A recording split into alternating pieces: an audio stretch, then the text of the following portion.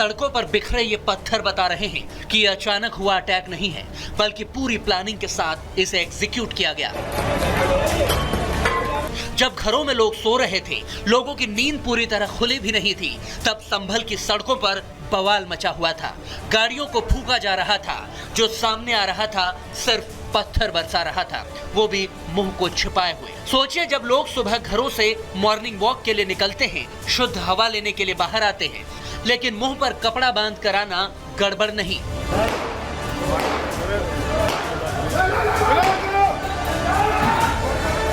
संभल की शाही जामा मस्जिद में सर्वे के लिए टीम पहुंचती है तो खुद सर्वे टीम के साथ मौजूद हिंदू पक्ष के वकील विष्णु शंकर जैन ने बताया कि हालात क्या थे।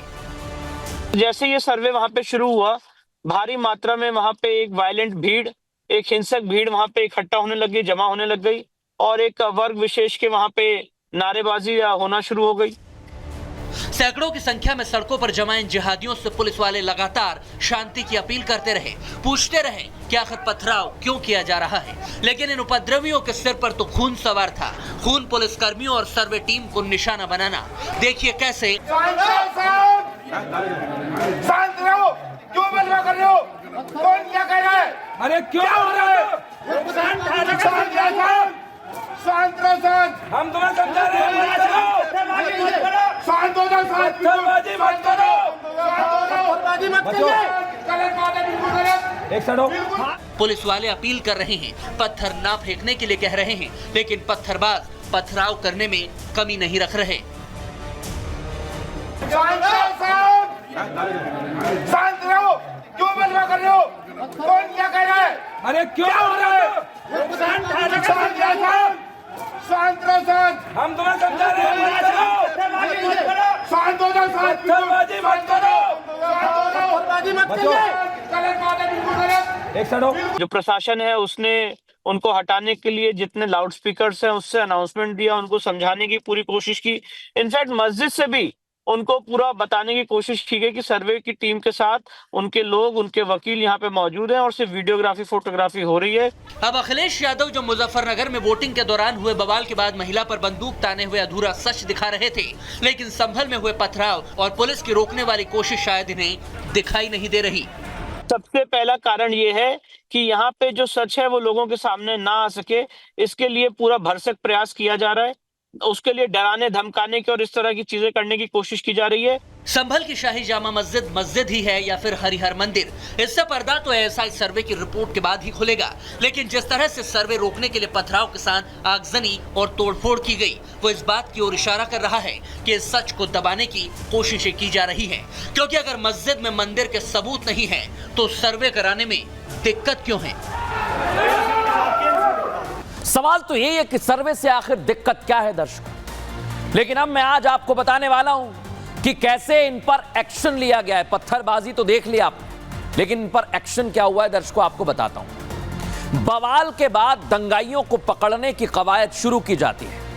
नए लड़के और महिलाएं हंगामे में शामिल रहे दर्शकों। पुलिस को उकसावे वाली राजनीति की भी आशंका, इसलिए कह रहा हूं साजिश। पुलिस ने 150 से ज्यादा लोगों को हिरासत में ले लिया है दर्शकों। इतना ही नहीं, घर से पत्थर जो बरसा रहा था वो महिलाएं भी हिरासत में ली गई हैं, उनसे भी पूछताछ होगी और आरोपियों पर अब एनएसए लगाने की तैयारी की जा रही है। ड्रोन और सीसीटीवी के जरिए आरोपियों की पहचान की जाएगी। संभल में 24 घंटे के लिए इंटरनेट बंद कर दिया गया है दर्शकों। लेकिन आप सोचिए, एनएसए लगा, महिलाएं, युवा गिरफ्तार कर ली गई हैं, लेकिन प्रशासनिक अधिकारी अभी भी नजर बनाए हुए हैं। क्षेत्र के एसपी क्या कह रहे हैं वो आपको पहले सुनना। क्राउड इकट्ठी हो गई। शुरुआत में वो लोग कुछ नारे वारे लगाने लगे, उसके बाद थोड़ी देर बाद वहाँ पे पथराव शुरू हो गया। 2-3 तरफ से ग्रुप थे, एक जो सामने से था, एक दाएं तरफ से, एक बाईं तरफ से, वो लगातार पथराव कर रहे थे। तो 3 ग्रुप बल्कि वहाँ पे थे, 3 तरफ से। उसी बीच में गोली चली। गोली कौन से ग्रुप ने किस पे चलाई, कैसे हुआ, लेकिन उस बीच में जो गोली चली उसमें हमारे पुलिस अधीक्षक हैं, उनके पीआरओ के पैर में गोली लगी।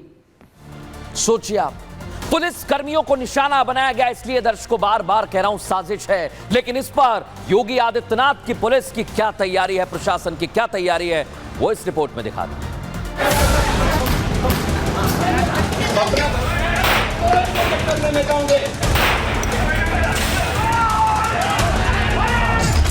संभल की फिजा में जहर घोलने वाले इन नकाबपोशों ने जमकर उपद्रव मचाया। भीड़ का कोई चेहरा नहीं होता, इसीलिए झुंड में आकर पथराव किया। पुलिसकर्मी रोकने की कोशिश और अपील करते रहे, लेकिन थक हार कर आखिरकार आंसू गैस के गोले छोड़े। भीड़ को तितर बितर करने के लिए हल्का बल प्रयोग भी किया।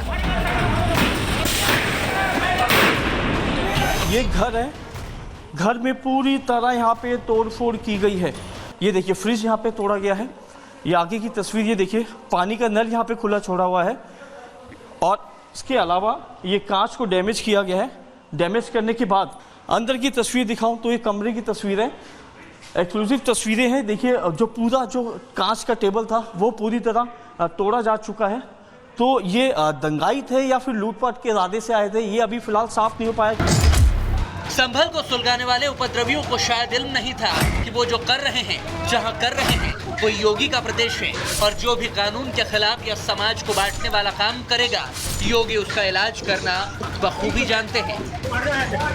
अगर ये दंगाई उत्तर प्रदेश में इस प्रकार से अत्याचार करते, अब तक मैं इनको लटका करके, उल्टा लटका करके ठीक कर देता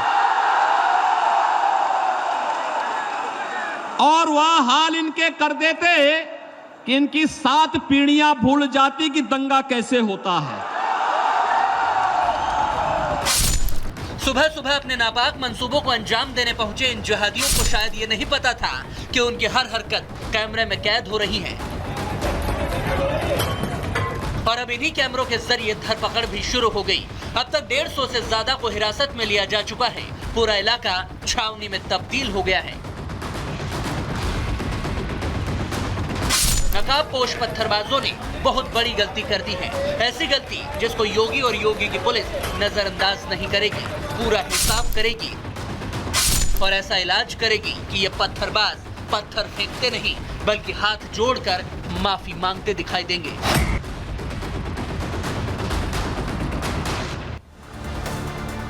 योगी आदित्यनाथ तो साफ कह चुके हैं दर्शकों कि उनके प्रदेश में किसी भी तरह के अपराध की कोई जगह नहीं है। पत्थर फेंकने वालों का वो इलाज करके ही दम लेंगे।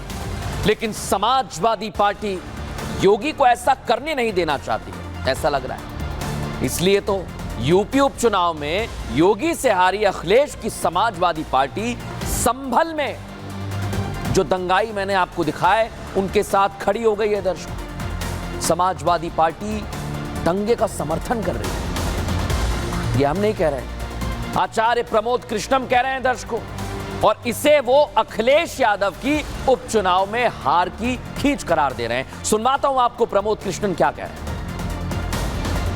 उपचुनावों में मिली करारी हार से बौखलाई समाजवादी पार्टी, ये जो संभल में उपद्रव हो रहा है, इसके पीछे समाजवादी पार्टी के नेता हैं। संभल कल्कि भगवान की अवतरण स्थली है। 24 कोस की परिधि में भगवान अवतार लेंगे, ये पुराणों में लिखा है। लेकिन समाजवादी पार्टी के कुछ नेता संभल को दंगों की आग में झोंकना चाहते हैं। समाजवादी पार्टी के कुछ नेता क्या संभल में साजिश कर रहे हैं? क्योंकि आचार्य प्रमोद कृष्णम तो उसी तरफ इशारा कर रहे हैं। लेकिन ये सेंटर पॉइंट कौन है, कैसे है? आइए जरा आपको दिखाता हूं कैसे ये सेंटर पॉइंट हो गया। दर्शक, अखिलेश यादव क्या कह रहे हैं? सरकार प्रशासन जिम्मेदार है, पहले ये आरोप लगाते, फिर आते हैं इनके चाचा रामगोपाल यादव। ये क्या कह रहे हैं? भड़का रहे हैं, बूथ लूटेंगे तो पत्थर तो चलेंगे। एक और चाचा शिवपाल यादव मैदान में आ गए, वो क्या कह रहे हैं? धमकी दे रहे हैं, अफसरों का हिसाब करेंगे। ये पहले ही उन्होंने कहा था दर्शकों। तो आज मैं इसलिए पूछ रहा हूं, क्या ये तीनों साजिश का सेंटर पॉइंट है? क्योंकि आचार्य प्रमोद कृष्णम उसी तरफ इशारा करते हैं दर्शकों। और इतना ही नहीं दर्शकों, आज मैं आपको यह भी बताने वाला हूं कि समाजवादी पार्टी क्यों सवालों के घेरे में है। कल की धाम के पीठाधीश्वर आचार्य प्रमोद कृष्णम ने समाजवादी पार्टी का दंगाइयों के साथ देने का आरोप लगाया, तो रामगोपाल यादव ने खुद इस पर मोहर लगा दी है। मोहर तो समाजवादी पार्टी की तरफ से इस पर भी लगाई गई है दर्शकों कि जिहादियों का यह समर्थन उत्तर प्रदेश उपचुनाव में समाजवादी पार्टी की हार और योगी की जीत का नतीजा है।